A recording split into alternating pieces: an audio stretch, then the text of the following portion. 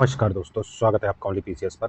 आज देखिए 30 मई है और आज हम लोग देखेंगे जो डेटा फैक्ट रिपोर्ट और एग्जाम्पल की सीरीज़ में ये हमारा अगला वीडियो है 30 मई का। तो इसमें देखिए कुछ बहुत इंपॉर्टेंट आर्टिकल हैं।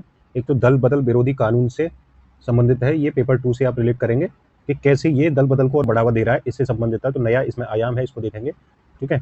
और भी हैं कुछ 3 आर्टिकल हैं इसमें इंपॉर्टेंट हैं, और बाकी जो बच्चे हैं हमारे 15 से लेके आपके 25-26 मई तक, इन्हें हम जल्दी ही या तो संडे में निपटा लेंगे, ठीक है।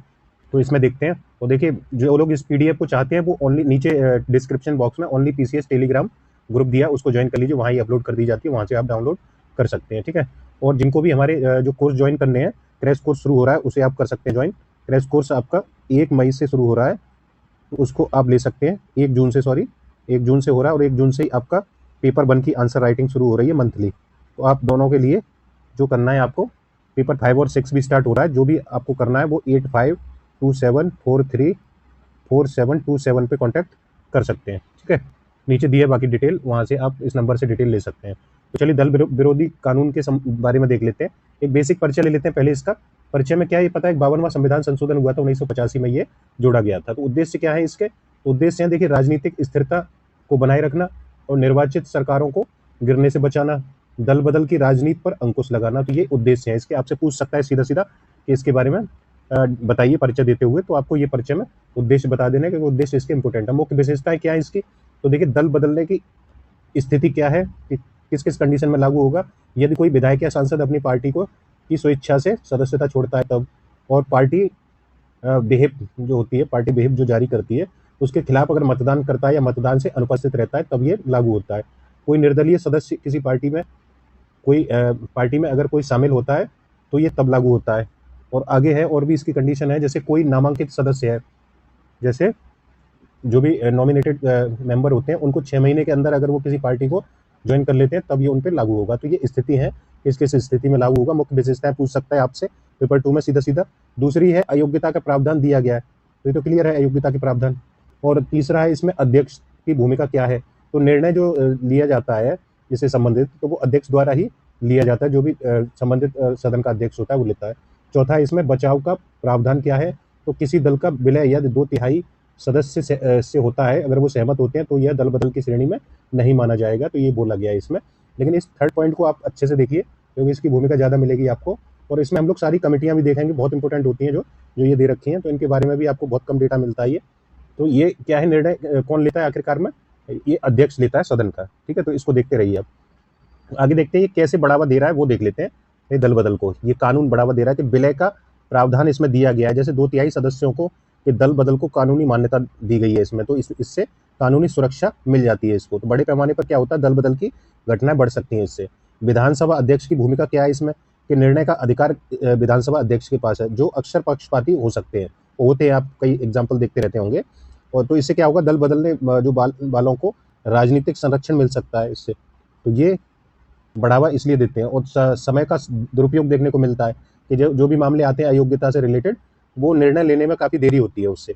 तो दल बदलने वालों को समय मिल जाता है इससे, वे अपनी स्थिति को और मजबूत कर सकते हैं। और संबंधित सदस्यों का संरक्षण देखने को मिलता है कि जो भी सत्ताधारी पार्टी हो या विपक्षी मजबूत पार्टी हो, वो इन्हें संरक्षण दे देती है। तो ये चीज़ें आपको ये बढ़ावा देने के लिए बढ़ावा देने का कार्य कर रहे हैं।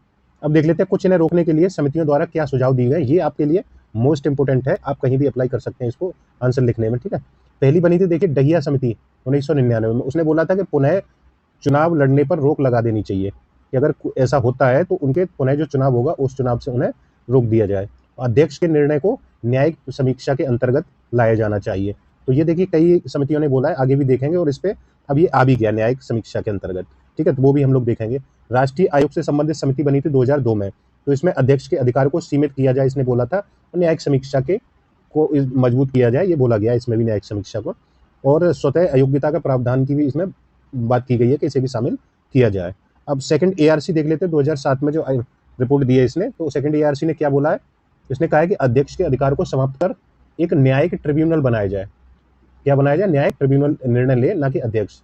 और पार्टी विहिप के उल्लंघन के मामले में अधिक स्पष्टता और पारदर्शिता लाई जाए, क्योंकि ये आंतरिक लोकतंत्र के लिए खतरा होता है, क्योंकि पार्टी के विहिप जो जारी कर दिया उसी के अकॉर्डिंग उन्हें मतदान करना होता है। तो ये व्यक्तिगत रूप से उनकी स्वतंत्रता चिंता है ये। अधिकार तो इस पे, और पारदर्शिता और स्पष्टता लाने की जरूरत है। फिर बना विधि आयोग 2015, इसने कुछ सुझाव दिए, जैसे 2/3 सदस्यों के विलय के प्रावधान को इसने समाप्त करने की बात कही, क्योंकि ये इसने गलत बताया है। अध्यक्ष के निर्णय की समय सीमा निर्धारित की जाए, निर्णय न्यायिक समीक्षा के अंतर्गत हो, तो इसने भी न्यायिक समीक्षा की बात की है विधि आयोग 2015 ने। और देखिए पंचायती राज समिति बनी थी 2006 में, तो इसने क्या बोला है कि स्थानीय निकायों में, पंचायतों में आदि में इस कानून को लागू किया जाना चाहिए, वहां भी बोला है इसने कि वहां भी लागू किया जाए, और स्थानीय निकायों में अयोग्यता के प्रावधानों को सख्ती से लागू किया जाए। तो पंचायत से संबंधित समिति है, तो पंचायत में भी इसने अनुशंसा की है। पहले लास्ट में एक देख लेते हैं, नेशनल लॉ कमीशन आया था 2019 में, इसने क्या बोला है कि स्वतंत्र प्राधिकरण का गठन किया जाए, जैसा कि ऊपर एक और समिति ने बोला था, किसने बोला है, ये देखिए स्वतंत्र इसके लिए, तो ये न्यायिक ट्रिब्यूनल के बोला है, सेकंड एआरसी ने भी बोला है एक न्यायिक ट्रिब्यूनल बनाया जाए। इसने भी लास्ट में नेशनल लॉ कमीशन ने भी बोला है कि स्वतंत्र प्राधिकरण गठित किया जाए जो त्वरित निर्णय लेने में सक्षम हो। कानून के दुरुपयोग को रोकने हेतु कड़े प्रावधानों की इसने अनुशंसा की है। अब देखिए यह नोट देख लीजिए, जो ये जो बार बार न्यायिक समीक्षा के अंतर्गत लाए जाने की बात बोली जा रही है, ये देखिए इसने ये एक मामला आया था कि होलोहान वाद आया था 1992 में, इसमें अध्यक्ष के निर्णय की जो निर्णय है उसकी न्यायिक समीक्षा की जा सकती है, सुप्रीम कोर्ट ने बोला है इसमें कि अब ये न्यायिक समीक्षा के अंतर्गत होगा, यानी सुप्रीम कोर्ट इसकी न्यायिक समीक्षा कर सकता है। तो ये था पेपर 2 के लिए, और बहुत इंपॉर्टेंट है ये, आप समिति वगैरह लिख लीजिए, कहीं भी कोट करने के लिए बहुत जरूरी होता है, पेपर 2 में समिति आपको पता होनी चाहिए, है ना। जैसे कुछ चीज़ें, कुछ पेपर जो होते हैं वो स्पेसिफिक होते हैं, जैसे यहाँ पेपर 2 में समिति वगैरह है, पेपर 4 में देखेंगे आपके पास अच्छे एग्जाम्पल्स होने चाहिए। तो इस तरीके की कुछ विशेषता हर पेपर की है, वो आपके पास अगर डेटा है तो आप इजीली उन्हें टैकल कर सकते हैं। आगजनी की जो घटनाएं बढ़ रही हैं, जो मानव जनित आपदा है, वो पेपर 3 से जोड़ दीजिए, डिजास्टर मैनेजमेंट से, ठीक है। आगजनी आए दिन आप देख रहे हैं, आज भी हुई है ऐसी, नोएडा में एक कॉलोनी के घर में एसी फटने से हो गई दुर्घटना हुई है। और कुछ देखिए राजधानी में इससे पहले कुछ एक अस्पताल में आग लगी थी, उसमें कई नवजात शिशुओं की मृत्यु हो गई। और देखिए पिछले 2 सालों में दिल्ली में लगभग 66 अस्पतालों में आग लगने की घटनाएं घट चुकी हैं, और एसी ब्लास्ट से आग लगी रही है, ऐसी घटनाएं लगातार 2-3 दिन से आपको न्यूज में बनी हुई हैं। तो ये देखिए क्या है, मानव जनित आपदा का एक उदाहरण है ये, या आप उदाहरण डाल भी सकते हैं। और आगे देख लेते हैं इससे बचाव के उपाय क्या हैं इसमें, तो ये थोड़ा सा जरूरी है। व्यक्तिगत स्तर पे देख लेते हैं, और सामुदायिक स्तर पे, और एक और है आपके, वो देख लेंगे। 3 स्तरों पे इसको देखते हैं। व्यक्तिगत स्तर पे क्या होना चाहिए कि ज्वलनशील पदार्थों का सुरक्षित भंडारण होना चाहिए, जैसे गैस सिलेंडर, केरोसिन इत्यादि को सुरक्षित जगह पे रखा जाए, और घरों में फायर एक्सटिंग्विशर रखे जाएं, ठीक है, जिससे उपयोग की जानकारी सभी सदस्यों को होनी चाहिए। इनके जो फायर एक्सटिंग्विशर है जो आपका, इसके उपयोग कैसे होगा वो सभी सदस्यों के पास जानकारी इसकी हो। विद्युत उपकरणों की नियमित जांच हो, जैसे ओवरलोडिंग से बचा जाए, ओवरलोडिंग तो नहीं हो रही है। उच्च गुणवत्ता वाले जो भी उपकरण है उनका ही प्रयोग किया जाए, धूम्रपान से बचा जाए। तो ये सारी चीजें हैं व्यक्तिगत स्तर पे। सामुदायिक स्तर पे देख लेते हैं, सामुदायिक स्तर पे क्या क्या करना चाहिए वो बताया है कि अग्नि सुरक्षा प्रशिक्षण दिया जाए, जागरूकता कार्यक्रम चलाए जाए, सुरक्षा मानकों का पालन कड़ाई से किया जाए भवन निर्माण के समय, है ना। और सार्वजनिक स्थानों पे देखिए फायर अलार्म और फायर एक्सटिंग्विशर और की उपलब्धता सुनिश्चित करें, और अग्नि सुरक्षा दल का गठन किया जाए जिसमें आपात स्थिति में त्वरित प्रक्रिया दे सके जो, और नियमित अभ्यास किए जाए। आपातकालीन योजना क्या है, आपातकालीन योजना तैयार की जाए। तो ये सारे पॉइंट है ये सामुदायिक स्तर पे।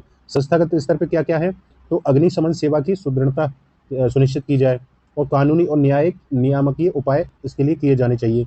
आपातकालीन योजना भी बना के तैयार रखनी चाहिए कि क्या उस स्थिति में क्या एक्शन लिए जाए, है ना। और ये था हमारा, ये इसी से संबंधित पेपर 3 से। तो अब है आपका, ये हो गया, आप डाल सकते हैं, ये सीधा डिजास्टर मैनेजमेंट में आप यूज कर सकते हैं। आगे देखते हैं, यूएसए और चीन के बीच में देखिए व्यापार संघर्ष बढ़ रहा है, यानी पिछले कुछ समय से देखिए यूएसए ने चीनी वस्तुओं पे करों में भारी वृद्धि कर दी है। तो भारत पर इसका क्या प्रभाव होगा वो देख लेते हैं, है ना। तो ये ट्रेड वार है, ट्रेड वार का क्या प्रभाव होगा, तो उसका नेगेटिव भी होगा और पॉजिटिव भी पड़ेगा। तो ये हमारा इंडिया पे क्या असर होगा वो देख लेते हैं। वैसे तो नहीं पूछेगा आपको ट्रेड वार क्या होता है और कैसे क्या है, वो आपको इंट्रोडक्शन में डालना पड़ सकता है, लेकिन मेन क्या है भारत पर उसका प्रभाव। तो देखिए भारत पर कई तरीके के प्रभाव पड़ सकते हैं। आर्थिक प्रभाव है कुछ, जैसे निर्यात के अवसर पैदा हो सकते हैं दोनों बाजारों में, है ना। जब दोनों के बीच में ट्रेड वार होगा तो भारत के पास दोनों बाजारों की उपलब्धता बढ़ सकती है। आयात के वैकल्पिक स्रोत बन सकते हैं, जैसे घरेलू उद्योगों को इससे लाभ हो सकता है, कच्चे माल की उपलब्धता हो सकती है। जो मल्टीनेशनल कंपनियां हैं उनका स्थानांतरण हो सकता है, उनके लिए एक बेस्ट गंतव्य बन सकता है भारत, है ना। जिसके लिए भारत PLI जैसी स्कीम चला रहा है, उसे वो उसको उनको आकर्षित कर सकती हैं। तो ये चीज़ें आप इसमें लिख सकते हैं, ये आर्थिक प्रभाव इसके देखने को मिल सकते हैं। राजनीतिक प्रभाव क्या है कि भू राजनीतिक संतुलन इसे बनाने की जरूरत है। कैसे, भारत यूएसए संबंधों में मजबूती आएगी, खासकर और खासकर इंडो पैसिफिक क्षेत्र में भारत यूएसए के संबंध और भी मजबूत हो सकते हैं। क्षेत्रीय सहयोग में वृद्धि हो सकती है, जैसे बिमस्टेक और आसियान। क्षेत्रीय व्यापार और निवेश को बढ़ावा मिल सकता है इससे, है ना। जब ये चीज़ें वहाँ से कंपनियाँ आएंगी और निवेश के लिए कुछ गंतव्यों को ढूंढा जाएगा, तो भारत एक बेस्ट अवसर अपॉर्चुनिटी उनके लिए हो सकती है। भू राजनीतिक प्रभाव में क्या क्या आएगा, तो देखिए सुरक्षा और रक्षा, इसमें देखिए भारत चीन तनाव में क्या होगा, यूएसए का सहयोग में वृद्धि हो सकती है, यूएसए का सहयोग अच्छे लेवल पर मिल सकता है। यूएसए रक्षा उपकरणों और तकनीकी सहयोग में वृद्धि हो सकती है। वैश्विक आपूर्ति श्रृंखला है, उसमें महत्वपूर्ण भूमिका निभाई जा सकती है भारत के द्वारा, जैसे इलेक्ट्रॉनिक और आईटी क्षेत्र में, है ना, जो भारत के पास विशेषज्ञता भी है। और मेक इन इंडिया और आत्मनिर्भर भारत को बढ़ावा इससे मिल सकता है। लेकिन कुछ चुनौतियां भी हैं साथ साथ में। तो अप्रत्यक्ष दबाव बढ़ सकता है भारत पे, कैसे, जैसे वैश्विक आर्थिक अनिश्चितता बढ़ सकती है, भारत की जो आर्थिक वृद्धि है वो प्रभावित हो सकती है, क्योंकि असर तो देखिए हर जगह होता है इस चीज़ का। तो जब पूरे विश्व एक क्या है, वैश्विक गांव की तरह जुड़ जुड़ गया है आपस में, तो कहीं भी अगर कुछ भी होता है तो एक दबाव तो अप्रत्यक्ष रूप से बनेगा ही भारत पे, है ना। और मूल्य अस्थिरता, इससे क्या है, मूल्य अस्थिरता भी बढ़ सकती है वैश्विक बाजार में। मूल्यों में जैसे तेल और कच्चे गैल की जो कच्चा माल होता है उसकी कीमतों में वृद्धि हो सकती है, तो अप्रत्यक्ष रूप से भारत में भी इनकी कीमतों में वृद्धि होगी और जो भी प्रोडक्ट बनेंगे वो महंगे हो जाएंगे, तो ये इससे दबाव बन सकता है। ठीक है, तो ये था आज का वीडियो। वीडियो अच्छा लगे तो लाइक शेयर कर दीजिए। पहले वीडियो पे काफ़ी अच्छा रिस्पॉन्स मिला है आपका, तो इसमें अब ये रेगुलरली आपको मिलेगा देखने के लिए। तो इसमें हम लोग डेटा फैक्ट के साथ साथ में जो भी मेंस के लिए आपके इंपॉर्टेंट पॉइंट्स होंगे पेपर वाइज, जो आज का जैसे रहा है उस तरीके से आपको निकाल के दे दिए जाएंगे, और साथ साथ में जब भी इंपॉर्टेंट डेटा रहेगा वो आपको दिया जाएगा। ठीक है, तो जो भी हमारे इनिशिएटिव ज्वाइन करने, प्री का भी चल रहा है, प्री का क्विज चल रहा है, तो आप ज्वाइन कर सकते हैं। ये आपका प्री तक रहेगा, चाहे आरओ हो चाहे पीसीएस हो। तो ये इसमें 150 प्रश्न पर डे मिलते हैं, तो 150 प्रश्न आपको डेली आप इसकी प्रैक्टिस करेंगे तो आपका प्री मजबूत हो जाएगा। और अब आपको पता ही है कि प्री का डेट एक्सटेंड हो गया, तो अब आपको फिलहाल मेंस पे लगना चाहिए, इसलिए मेंस के जो प्रोग्राम है उन पे आप फोकस करिए। और उसमें भी मेन है आंसर राइटिंग। आंसर राइटिंग अगर आप कर लेते हैं तो फिर जान लीजिए कि आपका ये पक्ष मजबूत हो जाता है, जिसमें हम लोग क्रैश कोर्स में 1 साल तक आपको आंसर राइटिंग करवाएंगे। साथ साथ में जो भी ज़रूरत होगी आपकी वीडियोज़ के माध्यम से और सारी चीज़ें वो पूरी की जाएंगी। तो आप ज्वाइन कर सकते हैं, इस नंबर पे कॉन्टैक्ट कर लीजिए 8527434727 पे। आपकी पूरी हेल्प की जाएगी, कोई भी संबंधित सूचना हो या आपकी पर्सनल पढ़ाई से संबंधित कोई समस्या हो, वो आपकी यहाँ सॉल्व की जाएगी। ठीक है, इसमें इतना ही है। Thank you.